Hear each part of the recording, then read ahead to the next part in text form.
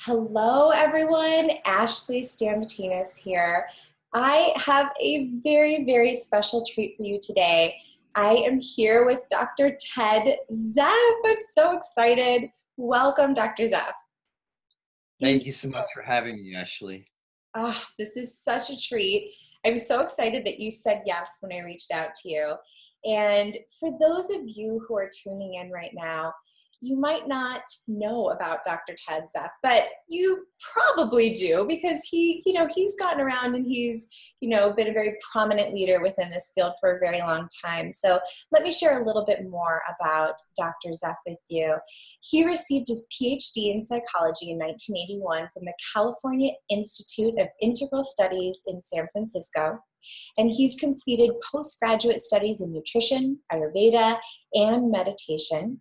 Dr. Zeff has taught classes in stress reduction and healing insomnia for Hill Physicians Medical Group, and also has a private practice counseling sensitive people and parents of highly sensitive children, which fills up my heart. I just want to listen to everything he has to say on that topic. He is the author of 7 books. Is that right, or are there more than 7? For the trait of high sensitivity, and also one book is about helping boys who aren't sensitive to become more sensitive. So I used to say we have 5 in that, plus the dissertation became a book 6. Amazing. And then I have other books on spirituality I've written. Amazing, amazing. So I'm going to list a few for you just so that you have a sense of maybe you've read them already. The Highly Sensitive Person's Survival Guide, The Highly Sensitive Person's Companion, amazing books. The Strong Sensitive Boy, which it fills my heart. I love that there is a book on this topic, and Raise an Emotionally Healthy Boy. These are just to name a few. Like he just said, he's had even more published than this. And today we are going to be talking specifically about his book called The Power of Sensitivity. So excited to share some of my questions with him and have him share with you some of the amazing things that he's illustrated in that book. Dr. Ted Zeff has given numerous interviews about highly sensitive people, including on National Public Radio and TV, such as Good Morning Bay Area, and he has lectured internationally about highly sensitive people in countries such as Denmark and Holland, and he's been featured as a guest speaker at the Highly Sensitive Persons Annual Gathering in the United States. Ted Zeff's books have been translated into French, Dutch, Japanese, Danish, and Polish. And again, welcome, welcome, welcome. I'm so grateful you're here. Actually, what's really exciting is the HSP Survival Guide was just translated into Russian and Spanish, but I'm really excited about the Russian because Elaine Aron, who is the one who coined the term, and she's world famous. For some reason, the Russians didn't even get her book. Her book's in like about 11, 12 languages, Chinese and different ones. But the Russian one I was really excited about, and a Russian-speaking person just did an interview with me, subtitled in Russian. So if any country needs some sensitivity, I think I'm really excited that the Russian-speaking audience will have that. And I'm also excited. I just wrote a speech. I was going to go in person, but I couldn't make it. There's a big conference in Valencia, Spain, at the next month, at the end of May. And instead of going in person, they did a video of me talking about everything you need to know about highly sensitive children. So I just did that last week. But anyway, I'm really excited about Spanish because it's a huge audience, and especially excited about Russian because it's the first time there's information now in the Russian-speaking audience. So that's wonderful. It's just kind of grace that this happened. Yeah. I wonder if they would be really surprised by how many more people are actually highly sensitive within their culture than they realized, because it's not a nurtured aspect of their culture. Absolutely. And like many cultures that, we could talk about it more when we get into your questions, but I could just say now that so much is culturally based. Yeah. So when I did my research for the book, The Strong Sensitive Boy, I interviewed 30 men from 5 different countries. Mm-hmm. The men who were raised in Thailand, India, and mostly in Denmark also, had a totally different experience growing up with the trait of high sensitivity than those in Canada and the United States, which were more tough, macho countries where sensitivity isn't regarded so highly. So in countries, there was a study, by the way, where it showed, it was a long time ago, but a study that showed the children who were the most sensitive in China were the most popular. The children who were the most sensitive in Canada were the least popular. So it's very important to know that it's so culturally based what the societal's mores are in terms of their viewpoint on how they treat someone who has a finely tuned nervous system.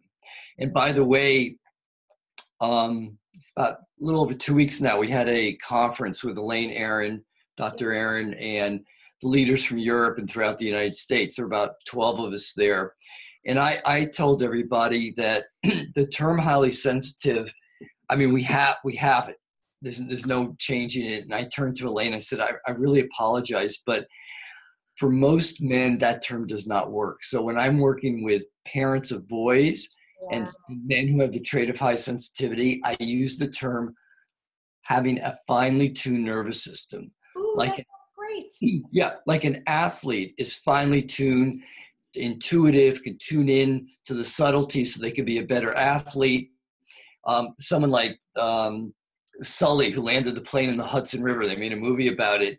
He used his intuition to know how to land the plane, So like a finely tuned nervous system would be like a pilot who's very successful, a race car driver. So I like using that instead of the more pejorative sounding term for men, especially because they can't deal with the term highly sensitive. It pushes too many buttons. I even said, when we were discussing this at the conference, I said, well, if it was highly compassionate, highly kind, that wouldn't even be as difficult as highly sensitive, because it's got such a negative connotation in many societies. Absolutely right. And I would assume that even, like you said, I think you said Denmark was one of the places where sensitivity is a little bit more accepted. Is that what you said? Yes, absolutely. Yeah. Calling a boy highly sensitive is a completely different experience there than it is here in the United States or in Canada. That makes perfect sense. But I can just see, as a parent, as me, which I've had to do, talk to my son's teachers about him being a highly sensitive child. If I was to use, he has a finely tuned nervous system, or, even system, it would be responded to completely differently. That phrase elicits such a different response. Yeah, then you could also say, well, if you're not highly sensitive, are you highly insensitive? So it's a trigger term, and then we have to use it now because it's been around now since '97 when Elaine came up with the term, and but I prefer to use sensory processing sensitivity, which is the more clinical term for it, or a finely tuned nervous system followed by the positive parts about being able to tune in deeply. I love that. Yes. Okay, good. That's really helpful. I'm already getting tools, everyone who's listening. I'm getting tools that I can implement into my life right away. So this is amazing. Thank you. So Ted, would you please, let's back up just a little bit. And, like I said, some of the people listening might not really know about you yet, and I'm excited to introduce you. So would you tell everyone just a little bit more about you and your journey to becoming a leader in the world of highly sensitive people? Well, I don't know if I'm a leader. It feels a little awkward, and even when you're introducing me. That's me saying it. I think I feel comfortable saying that about you, but okay, all right. When you're introducing who I was, I go, who is this guy? I don't know this guy. That happens to me too. When people introduce me, I'm like, whoa, that sounds good. Okay. It sounds good, but it doesn't have anything to do with me. Right. So what happened was, back in, I think 2002, I read Elaine Aaron's book, The Highly Sensitive Person, and I took the questionnaire and I answered yes on everything except for maybe one on the questionnaire. And I realized that what I've been dealing with my whole life is dealing with the trait of high sensitivity. And I remember talking to my niece and saying, you know, I should write a book on this, because I just finished my dissertation. Didn't just finish it. It was 20 years, 15 years before, on the physiological and psychological effects of meditation and the physical isolation tank on type A behavior. So I had a group of people who went into the sensory deprivation tank called the samadhi tank, and they just floated in peace. Another group meditating in a control group. And then I checked their blood pressure, heart rate, anxiety level before and after. So even my dissertation was geared toward ways to calm the nervous system down. So it fit right in, because that's what I've been trying to do with my life, and manage my trait of high sensitivity. So I wrote the book, and again, there was some kind of divine intervention that I met Elaine Aron, and she wrote the introduction to the book. And New Harbinger Publications, they're a very big publication for self-help books, psychologically oriented. When I called up the acquisitions editor, just says, gee, I was just thinking it would be good to have a follow-up book to Elaine's book. So at any rate, that was how it started. But I'm going to say it probably more than once during this interview, but what happens is, if you have the trait of high sensitivity and you're growing up in the world where 80% of the people don't have the trait, you're a small minority. And frequently parents, peers, teachers say there's something wrong with you. So, you don't, I mean, the people I've interviewed over the last 15 years, almost so many people say I felt like I never fit in. And I always felt there was something different wrong with me. And so because you're different, and people might say you're wrong for being different, what happens for the sensitive person as they grow up, they internalize that false belief that there's something wrong with them for having the trait that's a normal trait. And then they're afraid to speak up. They feel a lot of shame around their trait. And the way to really overcome it, I'll talk about it more, the more you immerse yourself in the teachings, and I'll talk about toward the end different groups you can attend to deal, to learn more about the trait, to get sensitive people as your friends, support group. The more you immerse yourself in it, the more you can erase that negative thought, there's something wrong with you. And I will tell you the truth that when I mentioned to people back in 2003, oh, I'm writing a book called The Highly Sensitive Person Survival Guide, some people went, ooh, what a strange title for a book. Ugh. And I felt shame. I'm writing a book about highly sensitivity. I felt shame because I still had that feeling there was something wrong with me. After 15 years of giving lectures and writing books about it, being, as you would say, a leader of the community, I can stand on a mountaintop and yell, I am proud to be a highly sensitive man. And so it's a transformation for myself. And a lot of the emotional issues I dealt with about not feeling good enough, comparing myself to other people, they all fell away the more I started loving my sensitivity and loving who I am. Oh my gosh. And do you know, so many people that I encounter are at the heart of it. You thought to make that the title of your book. There were so many other components you just touched on, but they're looking to survive.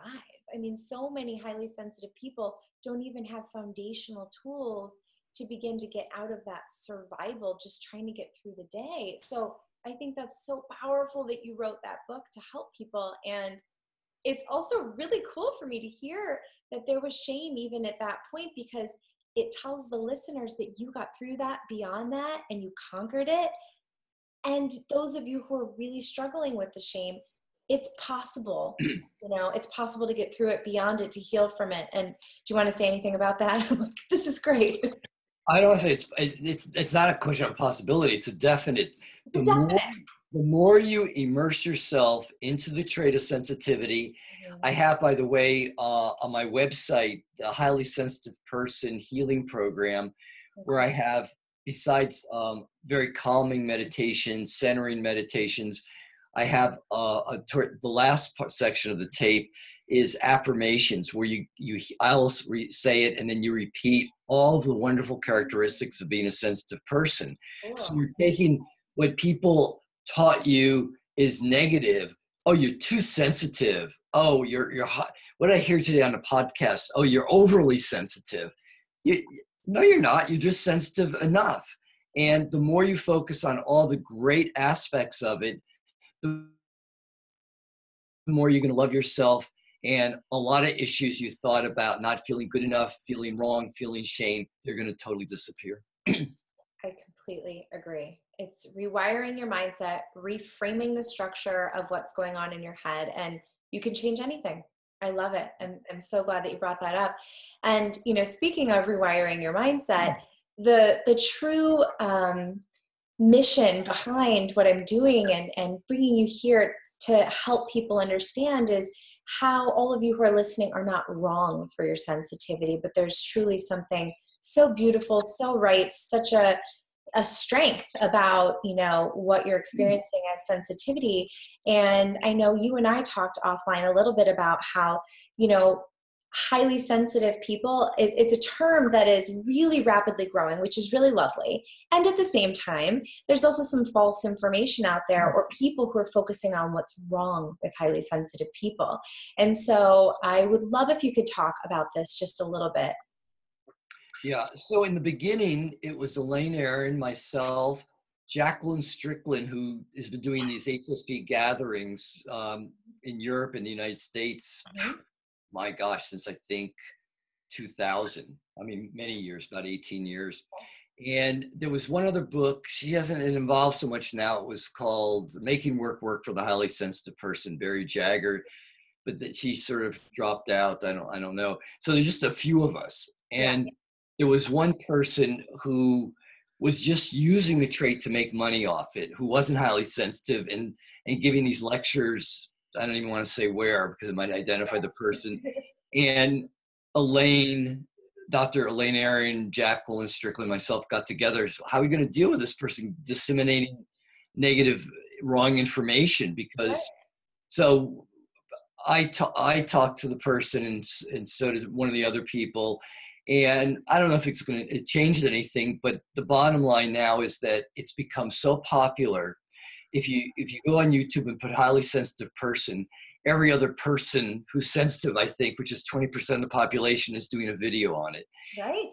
And they're getting the facts all wrong. I saw one video about highly sensitive boys, and I could not believe this person.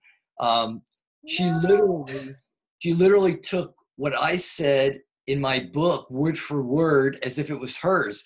And so I sent her an email saying it'd be nice if you at least said you got that quote from me. Right. You know, so anybody can do anything. So I just want to warn anyone who has the trait of high sensitivity, be very, very careful whose advice you listen to. And there, a lot of the YouTube videos are incorrect about the information. A lot of them, they're just repeating what they heard Dr. Aaron or myself or someone else who's a leader in the field say. So I would stick with, you know, Dr. Aaron, myself, and some of the other people. There's some people, we had 7 or 8 leaders from different countries in Europe who came to the conference. And then there's about 4 or 5 people in the United States that came. So I know the people who are accurate, who are disseminating the information correctly. So you have to be very careful about what you're watching. Yeah, and some people have not only incorrect things, or they'll say, oh, this person in history was highly sensitive. You don't know. Or this celebrity is highly sensitive. Okay, Alanis Morissette is highly sensitive because she says it. She was in the movie Sensitive, which, by the way, I recommend every sensitive person watch, not only for themselves, but watch it with any family, friends. It's the easiest way for people who aren't familiar with the trait to learn about it, because it's well done by a noted Hollywood director. And the movie interviewed all over the world the top leaders in the research of high sensitivity. And it's just a really easy way. and it's very well done. So it's not like a boring documentary. They have all these different interviews, and you're going back and forth. And even my granddaughter watched it and loved it. So because there's a lot of kids in the movies doing different things. Yes. Anyway, it's a wonderful movie, and that's another way to start tuning into loving your trait of high sensitivity. But I got off the subject a little bit. That's So okay. Alanis, I like that. Go right ahead. yeah, Alanis Morissette Yeah. is this famous singer who is in the movie and what it was like to be famous and highly sensitive. But people will sometimes, I've seen YouTube interviews or people writing things about HSP saying, this person's HSP, this person isn't. They don't know, necessarily. I mean, I can usually intuit who is an HSP, but a lot of people, they'll say it and it's not necessarily true. Yeah, and honestly, does it really matter? I mean, if those people are HSPs or not, it's like, I think a lot of times people are looking so outside of themselves instead of, nurturing and growing their own sensitivity. They're looking for. Well, actually, I think it's good if you're looking for role models. Oh, is that what they're doing? So in my book, The Strong Sensitive Boy, I have some wonderful role models. I don't know if they were all HSP, but they were role models of people who are being kind and loving and sensitive, including athletes.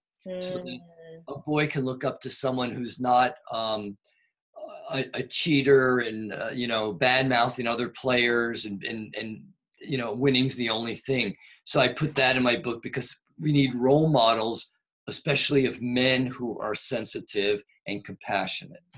Okay, thank you for that. Yeah, that makes sense. That absolutely makes sense, especially because they probably aren't always the ones with the most shining star. So it's helpful to kind of have an idea of who they are.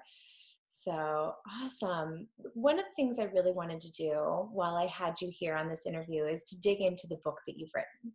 And the book again is The Power of Sensitivity, Success Stories of Highly Sensitive People Thriving in a Non-Sensitive World. And this book is so cool, everyone who's listening right now. It contains 44 stories from highly sensitive people in 10 different countries. And it's all about how people have succeeded after being told that they weren't good enough. And I'm sure a lot of you can really have a heartfelt relation to that statement that I just said, because a lot of us have been told we're not good enough. And so this is what I really love about this book. And I love that Ted is paving the way of what's possible, and even how he says it's probable that we can change this. And it's a very hopeful message. So that's what I really love. So specifically, the first question I have for you about this book is in chapter 7. The title of chapter 7 for all of you is called Highly Sensitive Children, which of course I went to first, for my questions because I love this topic. And there's a story included within this chapter about a mother and a child, and they're both highly sensitive. And they were in a car accident, and the child was deeply traumatized by the event. And there were differing opinions about how to help the child overcome the fear of getting back into the car. And so I really wanted to talk a little bit about this. So could you please talk a little bit about the highly sensitive mom's approach versus the non-highly sensitive person dad's approach to this situation? Yeah, basically I worked with this person a while too, a wonderful person. And she was kind of in a rough situation because her husband was not into the trait of sensitivity, which I get a lot, where the dad doesn't want to know about it and the mom does. But anyway, and this was more of a typical case where the father says, "Oh, just put her in the car. It's fine. She'll get over it." But the sensitive mom used her intuition to know that if she forced her, it would make it worse. So what she did was, luckily, I think she found in this story a good doctor who said, just introduce it slowly. So what they would do is the mom and daughter would go to the car and have her just sit in it when it wasn't moving. Wow. And with a toy she liked, and play some games in the car. So she started reintroducing being in the car, being safe, and not associating it with this car accident and the trauma. Although it wasn't a terrible accident, it was still scary for this little sensitive girl. So basically, after doing this for a period of, I think it was a few weeks, the girl felt safe enough to go in the car and drive with the mom.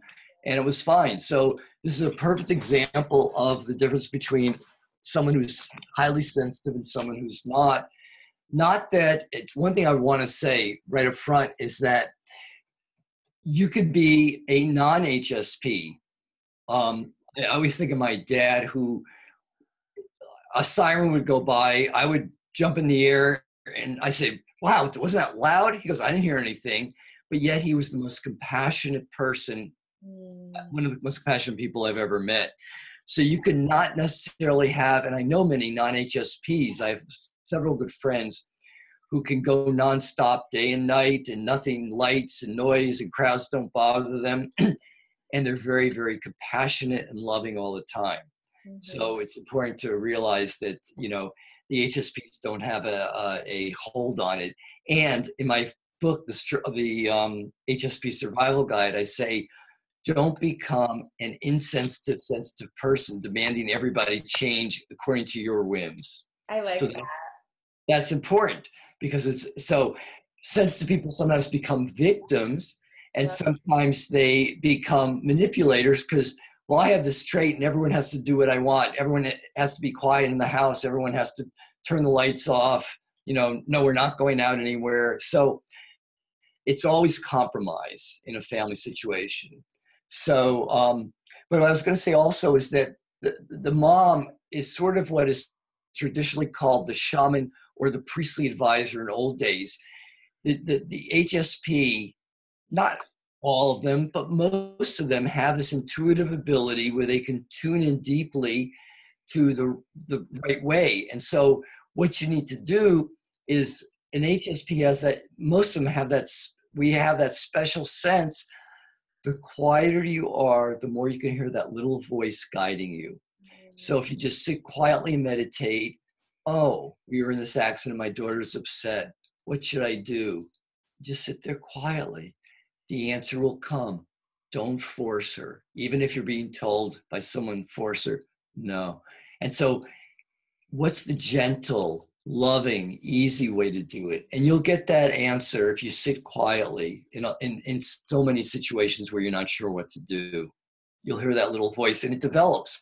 I didn't have it that much many years ago, and now it's amazing. Like whenever I'm going to do something, I hear this voice really clear. Don't do that. Or yes, go for it. So we just have to develop it, and we have an extra ability. That's why we have these amazing dreams and the spiritual life where we could tune into just a whole vast world of divine spirituality and you know, a lot of HSPs have psychic ability. Yeah.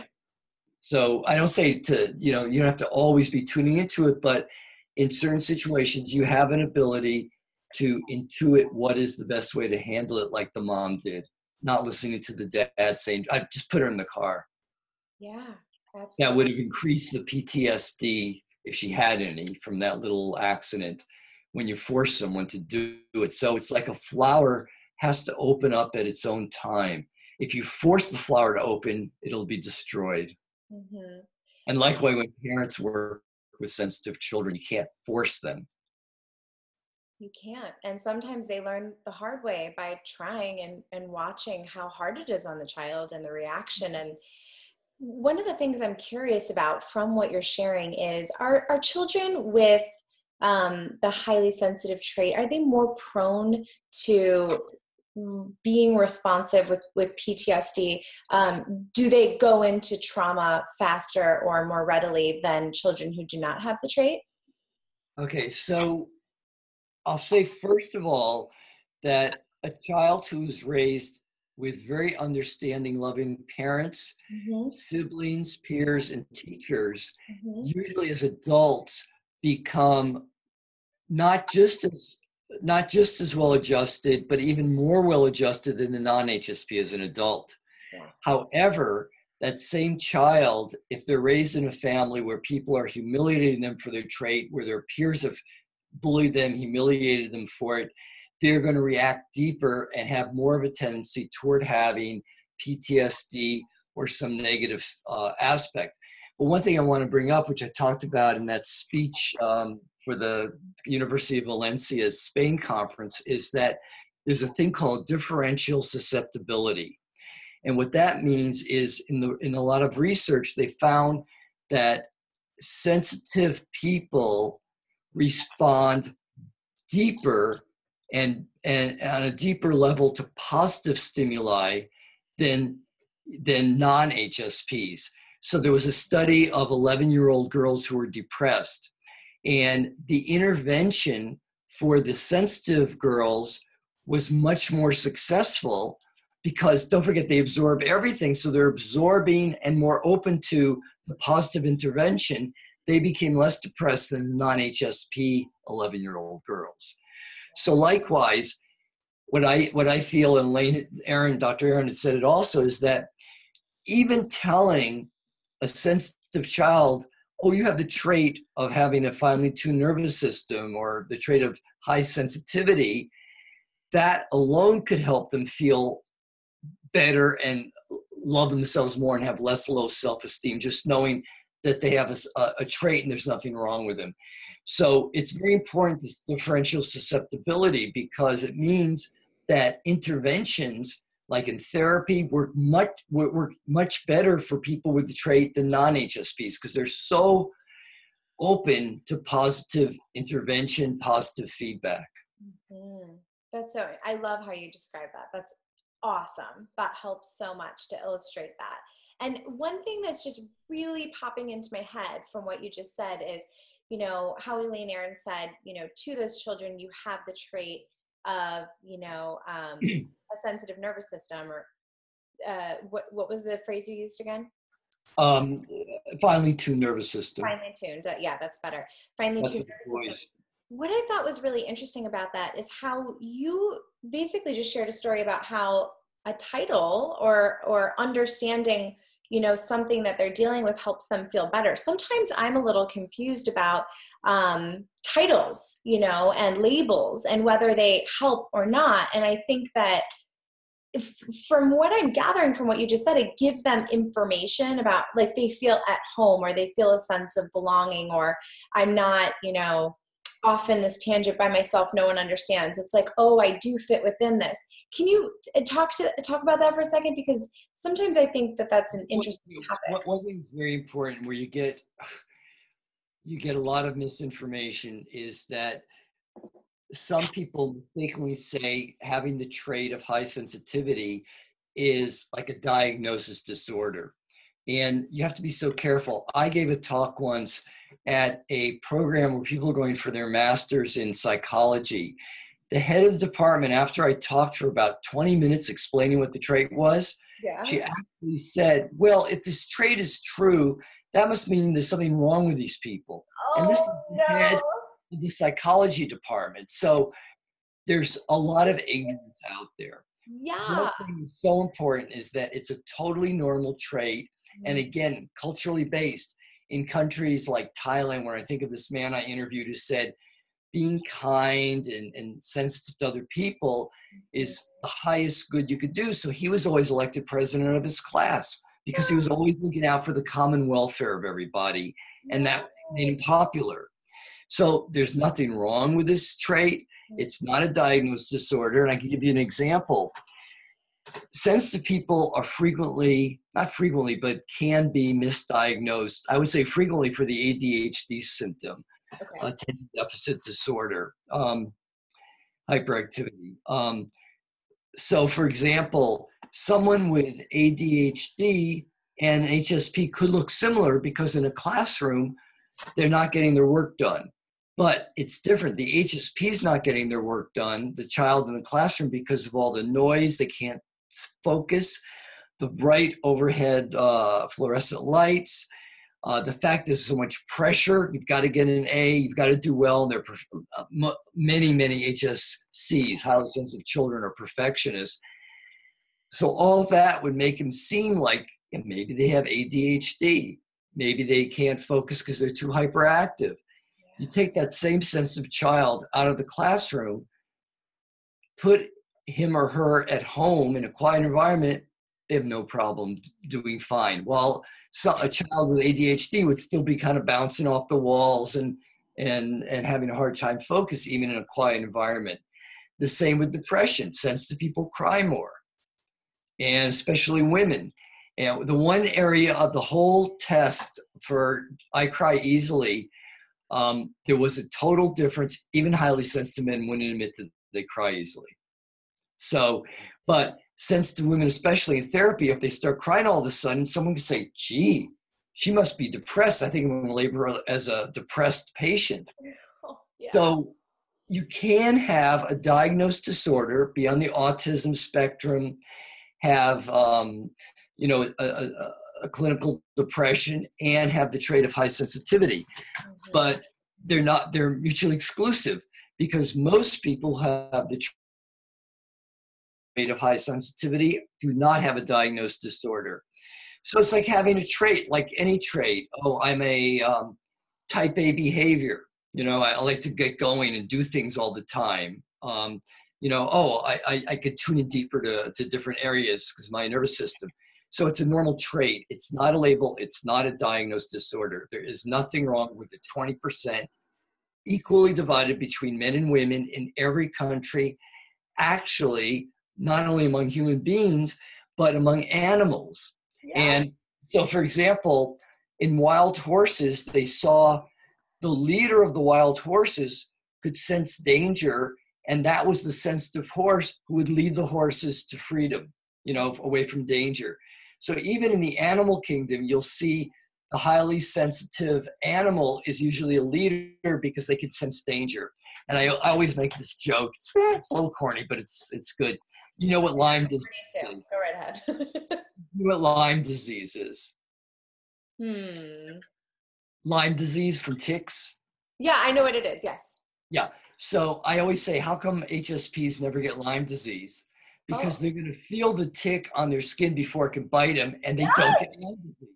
I love that. Yes. So likewise, an HSP goes into a new auditorium, they're going to know where all the exits are, where all the exit doors are before anyone else.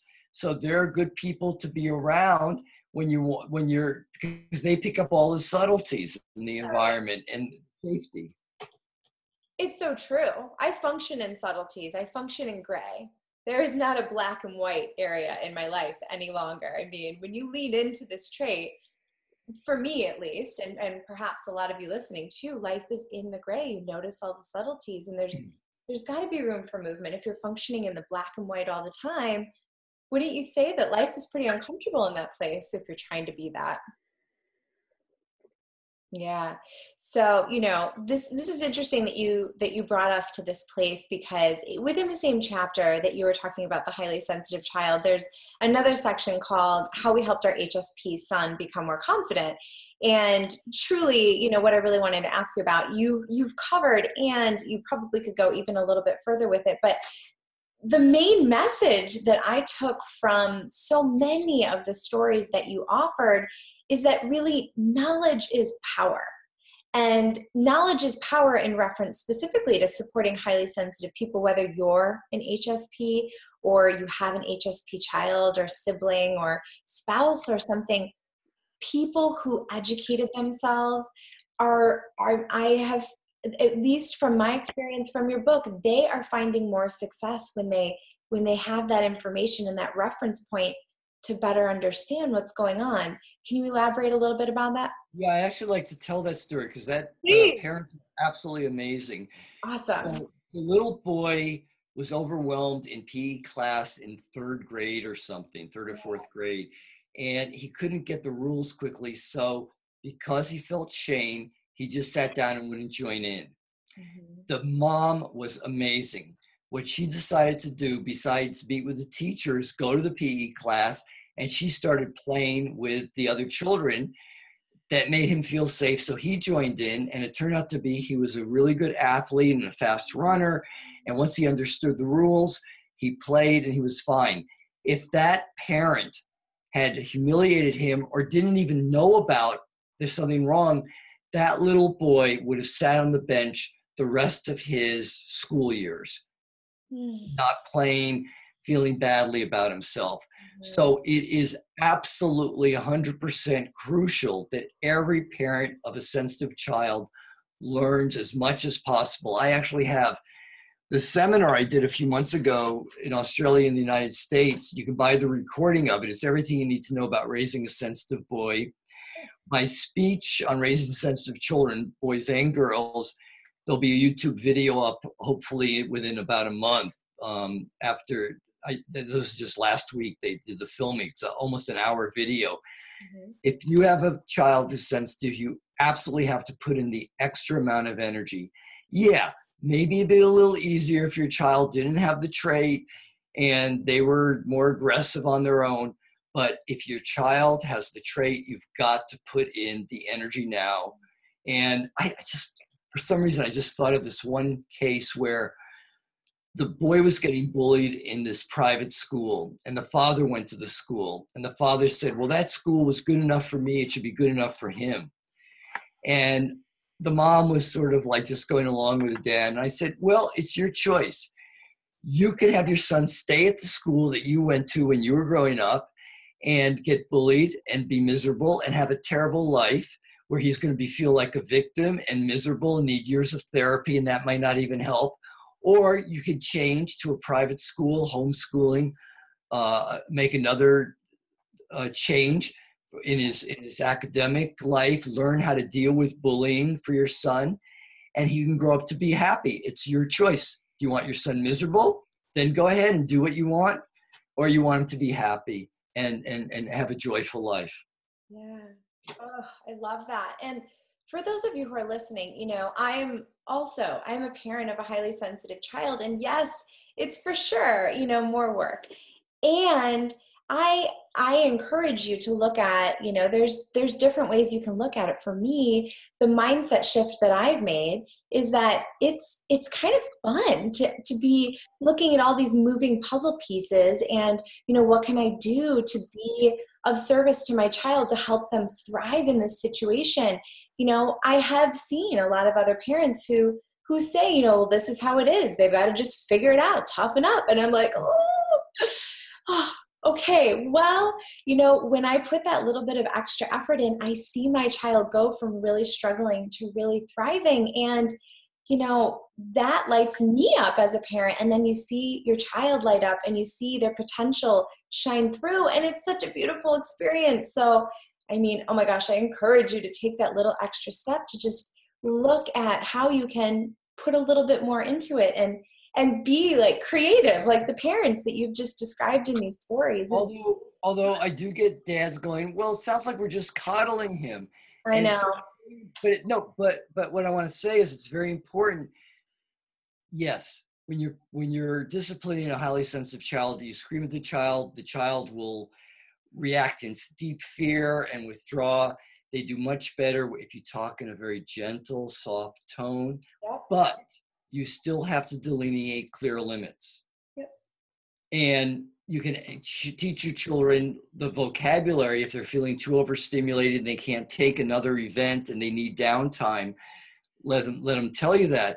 But it's not a question of toughening up, and it's not a question of coddling them. But it is important that even a sensitive child needs limits, but it's the way you give the limits to the child is what works or doesn't work. And that's something that's important in every kind of relationship in your life, you know, the way that you deliver it. And also, you know, just to even further illustrate what you just said, in the movie Sensitive, there's another story about parents where the mom is highly sensitive and the child is as well. And the father is so triggered by what he perceives as the mom, you know, coddling the child. And it, you know, in this specific story, it's an example of the father was actually a highly sensitive person, but his high sensitivity wasn't nurtured. It was suppressed, and he didn't even realize he was. And that's part of why he was so reactive, you know, later on in those situations. And so that's an interesting. What I want to say is that, please, one study showed that newly born infant boys were more emotionally active than newly born infant girls. But by the time a boy reached the age of 4 or 5, he's learned to repress every emotion except anger, because anger is the only emotion that's acceptable for males to express. If a little 4-year-old boy starts crying, they go, what are you, a little baby, little girl, sissy? Boys don't cry. You're afraid? What are you afraid for? Real men aren't afraid. So they get that message. And here's the caveat is that the dad of a sensitive boy the only way they can really become a good parent, a good dad, because that's the role model, is for them to go inward, either by reading literature. There's some amazing books. I talk about it in my book, The Strong Sensitive Boy, about being put into a little man box, Yeah. and you can only act a certain way. But it's crucial that every dad go inward and investigate, either with friends, a men's group, whatever, how they got their definition of masculinity and what it means to be a man. And 99% of the time, it goes back to their childhood, where if they were playing on a little league team or something, or other boys, if they showed any emotions, they were taunted and humiliated by either the peers, the coach, the father, and they integrated that into their belief system. That's what it means to be a man. And that's not what it means to be a man. You're a fully functioning human being if you can express all your emotions.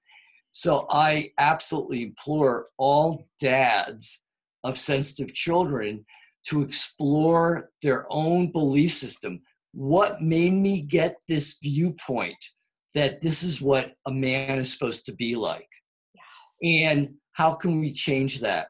Because to be like a culturally cultural stereotype, you're only a half a person. You know, you're not a fully functioning human being. And there was, at the VA hospital, there was a wonderful sign that said, it takes the strength of a warrior to ask for help.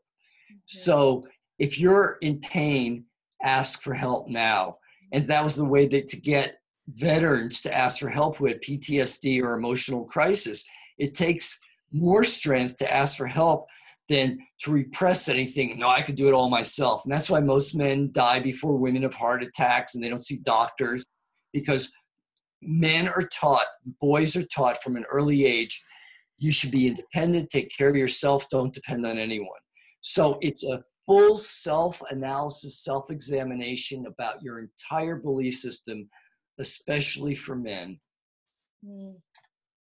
I love that. Oh, I am so glad that you are out there sharing this message with people, because this feels so important. And I am so excited to just get this video and get this audio out to everyone, because I want people to hear this. I think that this is pivotal, life-changing. I mean, if you don't already know it, and if you do, hopefully you're hearing it a different way, in a way that it can sink in even further the second time, you know. Oh, so thank you. This is awesome. And I really love that we sort of talked a little bit about relationships a moment ago, because another thing that I really wanted to talk to you about, because I have found that people are most responsive to this topic within my business, and they seem to ask the most questions about this topic, is a highly sensitive person in a relationship with a non-highly sensitive person. So within your book, you have chapters 9 and 14 where you address specifically non-HSPs with HSPs. And I was so delighted to see that. And this seems to be a very frequent topic, like I said. So I would love to know if you can give the highly sensitive people some suggestions on things that they can say to their non-HSP partners to help them better understand how we function and how to handle us when we're upset. Well, the first thing is have a family night, get the popcorn out, and watch the movie Sensitive. Done. Yes. With the whole family. Mm-hmm. And that way they'll get, it's a condensed, what's that called? The Monarch Review method to get it out there without reading a full book. Because most people, unfortunately, don't have time to read and don't want to read, especially if they're being told by an HSP, read this book. Now, if they are open after watching the movie, The Highly Sensitive Person in Love is a great one by Elaine Aron. The whole key is, there's certain people who refuse to acknowledge the trait. There's wonderful research on Elaine Aron's website, and they did fMRI studies that showed different parts of the brain, the amygdala lights up for HSPs than non-HSPs. So there's tons of scientific evidence out there, and they're going to get some of it from the movie. Some of it you can get on Elaine's website. It's real. It exists. There's scientific proof to show it. And so, you know, if you find someone who refuses to look at the scientific data, and, you know, then it's hopeless then. Oh, I don't want to watch the movie. I don't want to do it. But for anyone who's open to it, let the person learn as much as possible about the trait. That's number one. Number two is the key to an HSP, non-HSP relationship, whether it's partners, marriage partners, parent-child, work situation, is compromise. Compromise. So for example, there's a party and the HSP doesn't really want to go, but they compromise. They'll take 2 cars. They'll go to the party at 8. They'll leave by 9:15 and drive home. And then the HSP partner who likes to stay out later, they can stay out later. The non-HSP might want to go rock climbing. Yeah. The HSP maybe would rather just read a book in the park. So you can go together to the park. The HSP can go bungee jumping or canoeing or whatever. Well, canoeing is pretty mild, or rock climbing. And the HSP, if they want to sit there drawing a picture or reading or going just for a walk in nature, they can do that. So you always compromise. You don't make one person right and one wrong. You know, so for example, like if you want to go out to a restaurant, well, first of all, you choose a restaurant that generally is quiet, and you go earlier. So you don't go like on a weekday night at, a weekend, Friday or Saturday night at 7.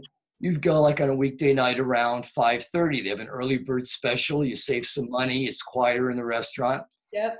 Same way with movies. You don't want to go to a movie theater when a blockbuster #1 movie comes out on a Saturday night, but you want to wait 2, 3, 4 weeks and go to that afternoon matinee. So you're always compromising and working on not saying, no, I'm never going out. I'm not going to a restaurant. I'm not going to a movie. I'm not going to party. But you compromise and you do it, but you do it in a way that works for you, that'll work for the non-HSP person in your life. I wonder if anybody else who's listening feels like he just looked into your marriage. Because I'm married to a non-HSP, and we go to matinees and we go to dinner at like 5 p.m. It's so funny that you're saying this. And by the way, I don't know, we haven't really discussed it, is that 30% of all HSPs are high sensation seekers. So that's a minority within a minority of people. And I had someone in my life who was a HSP high sensation seeker, and she would always want to do things. And that's kind of dangerous because they're always looking for sensation-seeking events and want to try this and go there, but then they have to monitor themselves because they can get burnt out, just like an HSP who's more introverted. Yeah, well, that reminds me of the kids that I know who have autism, who are high sensation-seeking, or the opposite because of their sensory processing. I mean, it's a different area. It's just where my brain went. But that's so interesting about HSPs. And how there's high sensation seeking within us as a minority. That's very interesting. I'm glad you shared that. Mm-hmm. So I would also really like to ask you, because we're finishing up already. Of course, I could keep asking you so many questions, but I would really love to know, what does your dream for a better future for highly sensitive people look like? Well, as I mentioned earlier, when I first was writing my book in 2003, nobody heard of the trade. Now, more and more people are learning about it. Hopefully, in graduate school, they'll teach people how to work with patients, because Elaine has a book called Psychotherapy and the Highly Sensitive Person, because she believes the majority of clients in therapy have the trait of high sensitivity, because we're ideal clients. We're very responsible. We follow through. We're intuitive. We like to discuss emotions. And unfortunately, many of us had some difficulties growing up, but we're open to working it out. So when I think of 2003, I remember I was interviewed on NBC, that's Good Morning Bay Area or something, back in 2006. Okay. And people were like, whoa, it's on television, someone talking about it. Now it's like, there's a YouTube video of someone from Europe. She got like 1 million hits. Huffington Post interviewed Elaine Aron and myself about coping skills. We got 1.2 million likes. Mm-hmm. So it's just growing and growing. And the more people who know about it, the easier it'll be. And what I do is I anoint every highly sensitive person as almost a light bearer for teaching other people about the trait. So we have a very important responsibility, because even though people might say you're too sensitive, my opinion is the future of this planet surviving is having more people with the trait of high sensitivity who are kind to animals, kind to the environment. You're not going to find any HSP terrorists blowing themselves up. So we are the future of the survival of the planet. We're the ones who start the no smoking rules. We're the ones who out there walking for, non-HSPs also, but so many HSPs are for the environment and living a healthy lifestyle and diet. So everyone who's an HSP recognizing themselves, the more they learn about it and share it with their friends, family, colleagues, everyone, their neighbors, then it's just going to increase exponentially. And right now, Elaine's books, the first one sold probably over 2 million. Mine have sold over 100,000. And it just keeps getting more and more. And as you see the YouTube videos, all these HSPs I know are writing books about it. So, but everyone who knows the trait, share the true information you know about it, and we're going to live in a better world. You're going to learn to love yourself and not feel like a victim, like you're wrong. And I see roses everywhere. Ah, I love that. Yeah, it's going in a good direction. It's amazing. And I love that idea of where we're going. And it's totally possible and probable with the momentum that we have right now. So thank you for that.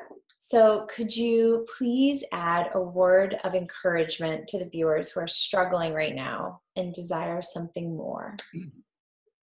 Well, I'm not sure about what they're struggling for and what they desire, but like I said earlier in the beginning of the video, is the more they throw themselves into learning about the trait, then the more they're going to love themselves, and all those negative patterns, whatever they're struggling with, has to do with feeling like a victim, they're wrong, and it's changing the whole energy. So there's Facebook pages if you put in highly sensitive people, but you got to be careful. Yep. Some pages have negative people on it who are acting like victims. There's the HSP gathering that Jacqueline Strickland has once or twice a year in different places, East Coast, Midwest, West Coast. Try and go to one of those, meet other HSPs. There's HSP meetup groups in about, I think, 60 or 70 cities in the world. Yeah. So if you go to Elaine Aron's website under, I'm not sure if it's references but I know she has on her website, or you just go yourself, meetup group, and put in highly sensitive people in your city. And there's some really big, in Chicago where you are, there's a huge one in downtown Chicago. And when I gave my workshop in Wheaton, a lot of the people who went to the downtown Chicago HSP meetup group came, and it's a great support. So get involved with other HSPs, read everything you can. If you're interested in ordering my tape on the affirmations, where you're hearing over and over again all the great traits of being a sensitive person, it'll totally, the more you're involved in it, you read the research, read my books, Elaine's books, you'll get to a point of transformation that everything you thought was a struggle is going to become a joy now in your life. Because you can use your wonderful trait to bring, because we feel love deeper than other people. True. Happiness more. We can appreciate nature more. So you'll start changing from what doesn't work to seeing what does work. Exactly. I love that. Thank you. So My last question for you before we finish up is, could you please share with the listeners how they can learn more about you and your work? Yeah. So my website is drtedzeff.com for Dr. DRTED, Z as in zebra, E as in Edward, double F as in Frank.com. If you go to Facebook and put in Dr. Ted Zeff, you'll get my Facebook page where I list like workshops, like I'm having a workshop in a few weeks on coping strategies for highly sensitive people. It's going to be a worldwide webinar, Zoom, and all sorts of new research information.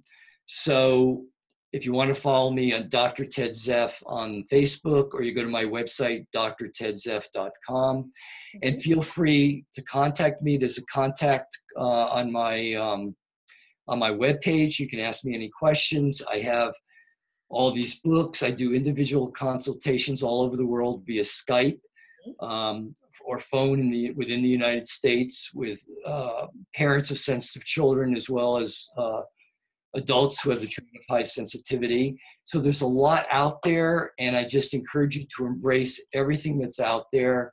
Elaine Aron's website is hsperson.com, and there's just a wealth of information on that site also.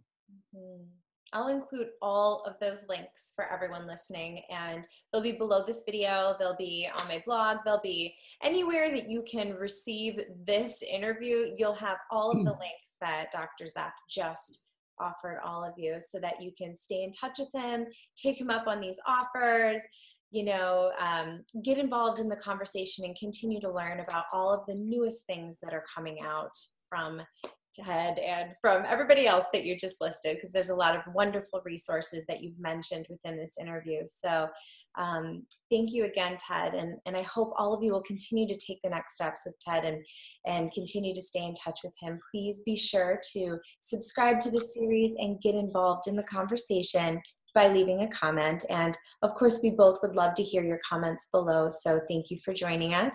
And thank you so much, Ted, for joining me today. Thank you for having me. It's been a pleasure. Your enthusiasm and my enthusiasm, it's a dynamic duo, because I'm passionate about the subject and you're passionate. So it's a win-win. Yes, this is amazing. I'm so, so grateful. Yes, I hope that you all are inspired about the world that is, really gaining a lot of awareness about highly sensitive people. So good things to come, everyone. He sees roses everywhere. So, all right. I'll see you on the next video. Bye now.